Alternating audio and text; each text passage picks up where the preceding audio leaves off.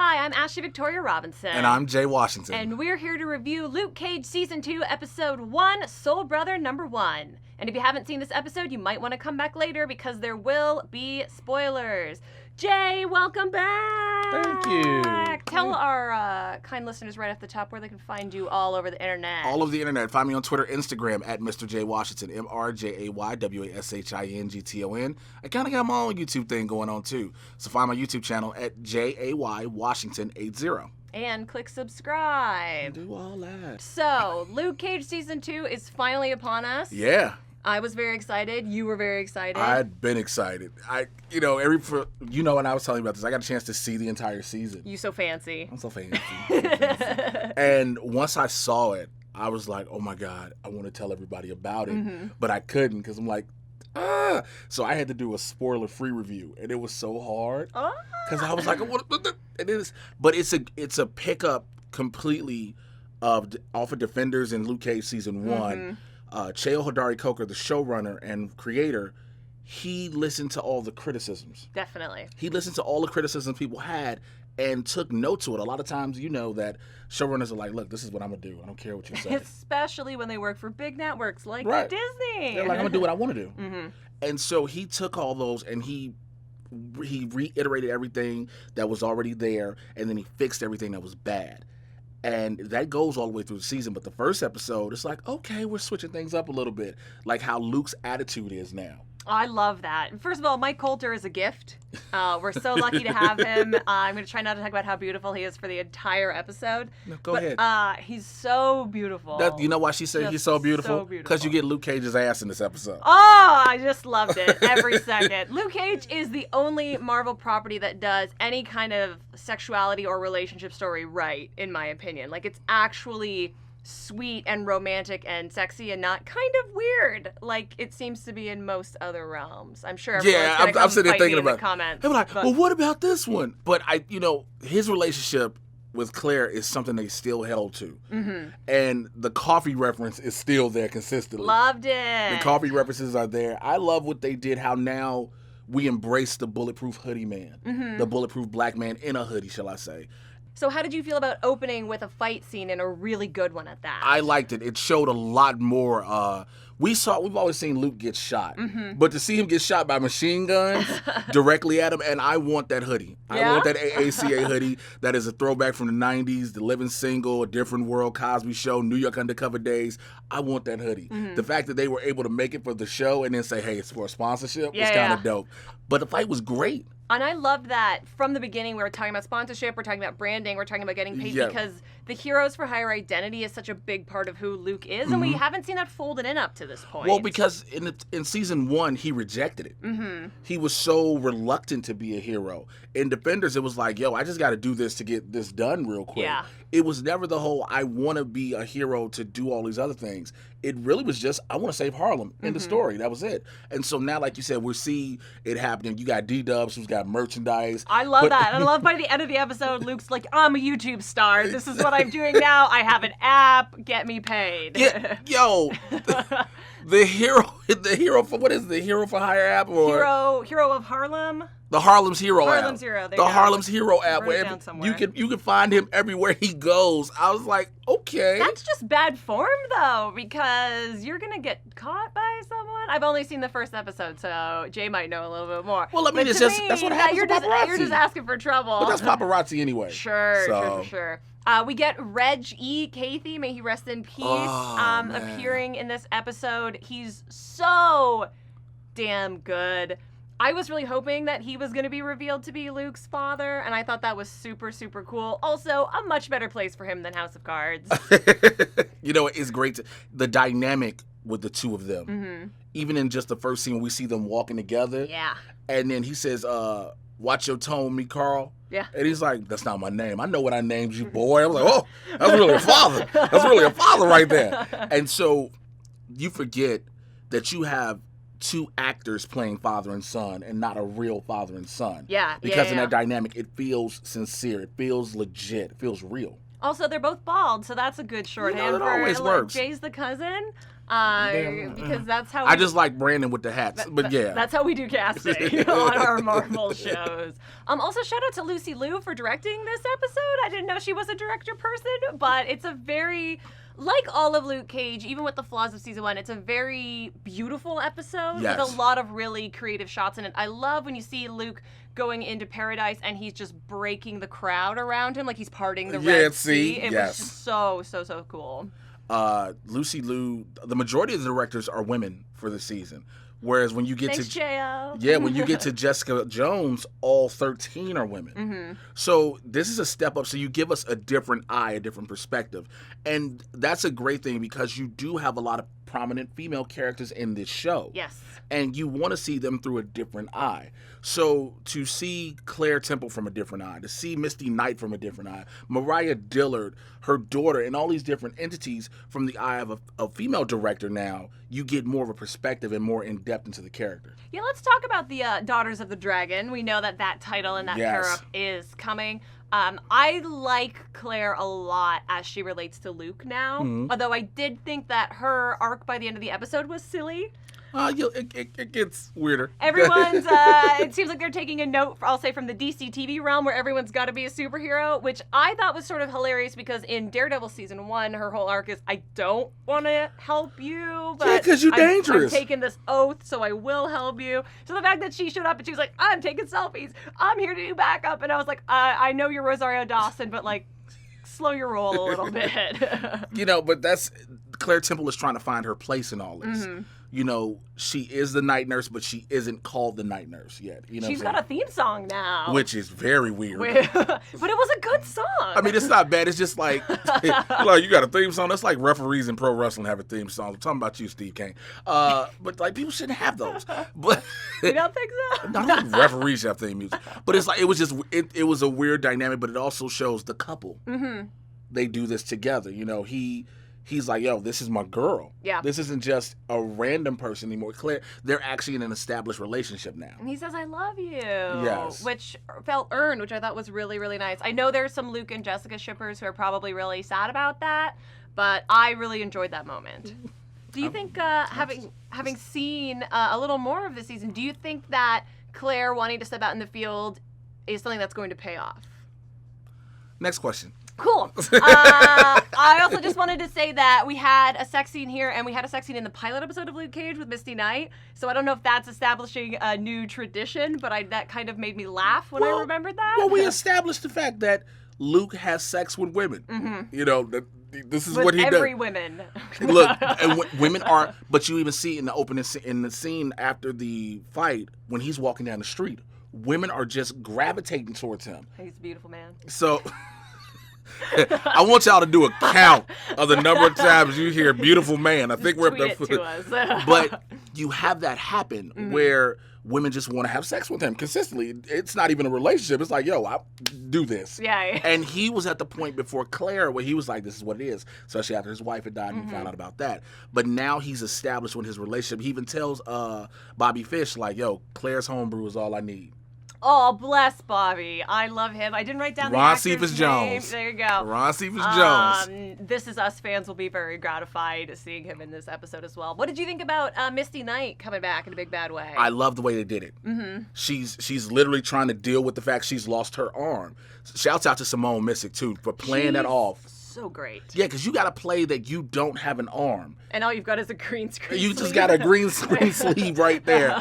But you have to act as if you do not have an arm and you're handicapped to do certain things you're used to doing, and people treat you different and act a certain way. And this character has always been strong. Like she is a cop. She is the force. This is what she does. She's the job, but she can't be the job anymore. Yeah. But she doesn't want anybody to feel sorry for her. And it's like they do, but they don't. Especially when she comes back to work. They're like, what's wrong with you? I love that. And I love how Luke came in and was like, congratulations on being back. This is where you deserve to be and where you belong. I thought it was a nice capper on what we saw from her this episode. But why did you leave your groceries on the ground? That's another thing. You still thing. gotta eat even though you're mad. Who leaves groceries? Have you not bought orange juice at the store recently? It's expensive. I thought it was cool to see the scene where we were introducing through exposition all of the little villains who are going to be cropping up over the course of this season, because Shades and Mariah are back. Afri Woodard can be in all the things all the time ever. She's so amazing. I wrote down only one of them. I wrote down Cockroach for 2 reasons, because Cockroach is a classic Luke Cage villain from the comics, and also because Theo Rossi kept saying cockroach. Yeah, that's a Latino way of saying it. Oh, I didn't know that. That made me laugh every single time. It's like a little cockroach. I've never heard that. Little cockroach. It's a Latino way. Yeah. Well, then great. It was a choice. It made me giggle. And I have just schooled Ashley Robinson. I'm happy to learn, but he did make me laugh. I'm not a Shades stan. I know he does have a lot of fans out there. I can't believe we had to lose Cottonmouth, but we kept Shades. But it's giving Mariah a more interesting thing to play, so he can stay for now. I was terrified. I'm going to say this, a lot of people think I'm wrong, but a lot of people may agree. I was terrified that we were going to see Shades and Mariah having coffee. I was like, I don't know. I was terrified we was going to see it. I was like, I'm not sure if I can handle it. Have dueling scenes. That'd be so funny. I was like, this is going to happen? Because it seems like, the relationship they have, it seems like it's a real relationship now. Yeah. It's not a business partner. It is a business partnership, but it's developed into a real relationship. And I was like, they finna have some coffee. They gonna have a double shot of espresso. Do you think he lives in her fancy house? Probably not. Shay's like he has his own place, or he sleeps on the couch. You don't think he's a well-kept man? I think he could be. He could be very well. I would be that well kept. First of all, Alfre Woodard is a national treasure, and you all need to embrace her. Oh, absolutely. She was in Star Trek. I also think Luke Cage season 2 did a great job of recycling a lot of the sets that we saw in season 1. Yes. I know there's still time in future episodes to go and maybe grow his circle of influence. We know that Bushmaster is going to be based out of Brooklyn because he's a hipster who likes artisanal donuts, I guess. No, what it is, you'll find out it's a spoiler, but not a spoiler. Mini spoiler. You'll find out his roots, a lot of his family are based in Jamaica. Mm-hmm. So that's where he will base himself. Out of Jamaica, Queens, or Brooklyn. Oh. Not Jamaica, Queens, I'm sorry, in Brooklyn. And so then once he establishes Brooklyn, and something else we saw later, his dominance later on in the episode, then he goes into getting Harlem, because they never pronounce the H in Jamaican, in Patois. The H is never pronounced. Oh, the accent work on the Jamaican characters I thought was flawless. I thought it was so good, and I liked... We got to see Luke being a hero with a great fight at the beginning, and then we got to see Bushmaster being a villain with a great fight at the end. And shout out to the stunt double, who's not credited on IMDb yet, but he's doing a lot of Black Panther style kicks and leg work, which I thought was really cool. It's the capoeira style of martial arts, based out of Brazil. It's movement. Jay would know. Yeah. Brazilian style. Shouts out to the movie Only the Strong with Mark DeCascos back in the 90s. I used to find out weigh it up. But yeah, the style he uses is capoeira. And you see it being so fluid, where he can take down people who are coming at him just from basic movements and motions. But it was done so well. Mustafa Shakir established himself as a dominant presence off jump. And then with him having the interaction with Nigel, who was the head of the stylist. Yeah. He was like, he's like, Johnny, what are you doing here? He's like, them calling me Bushmaster now. Yeah. Like, well, that tells you exactly who the hell he is. But you see his dominance no matter what, because Nigel is the guy running everything. Yeah. And, he's like, every time he says something, Bushmaster's like, paper cover rock? That was great. That's like a 6-year-old joke. Yes, it is. But it was really well done. But because they always call Jamaica the Rock. He's like, I'm from the Rock. And then when he looked at him, was like, I am the Rock. I was like, well, if you smell what he cooking. Dwayne Johnson's like, I'm just going to cease and desist. You're not going to use that line on this show. I think they did a great job with the casting, too, because we finally have a villain who's going to play opposite Mike Coulter, who looks to be the same physical presence. I love Mahershala Ali. I think he's fabulous. But he's just not as intimidating as Mike Coulter. And even Eric, can't remember his name, that played Diamondback. Sorry. He had the height. Yeah. But it wasn't the believability. Then you got that they went old school with the Diamondback uniform. They are one step too old, I think. I mean, like, they normally never do that. They reference it and go away from it, but they kept it.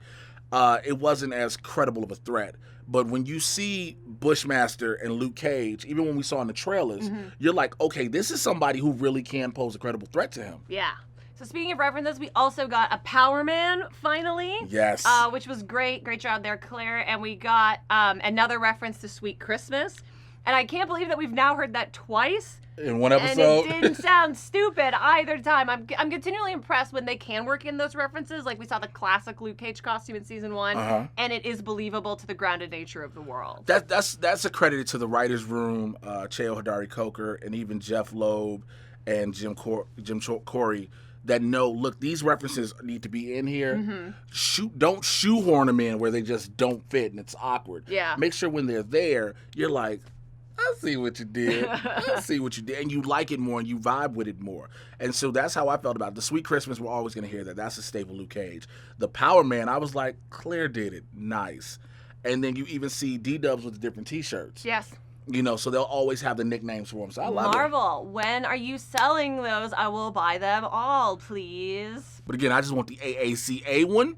If anybody can find it in a 3X, because I'm slimming down. You can send it to our P.O. box and we'll give it to Jay. Damn right you can. The address is on the screen right now. But it was a great overall episode the way they did this. They set up an entire 13 episodes in one episode, and it didn't feel forced to cram. And we got a Ta-Nehisi Coates shout out. With the Between the World and Me, which is the same copy that I have. And that you let me borrow, and I've been reading. Yes, isn't it great? It is a great book. If you've not, I saw that too, and I was like, that's dope. Yeah, I love that. That's dope. That's the connection of a lot of worlds coming together. But Harlem is always referenced and rooted deep into the culture, you know, especially in season 1 with the whole Christmas Addicts and everything we kept hearing about, everything that goes on in the Harlem Renaissance. So to use Ta-Nehisi Coates and his literature and what he's done thus far, again, we all know he's one of the main writers that his works were the focus for Black Panther, but it's just surreal how they put all this together.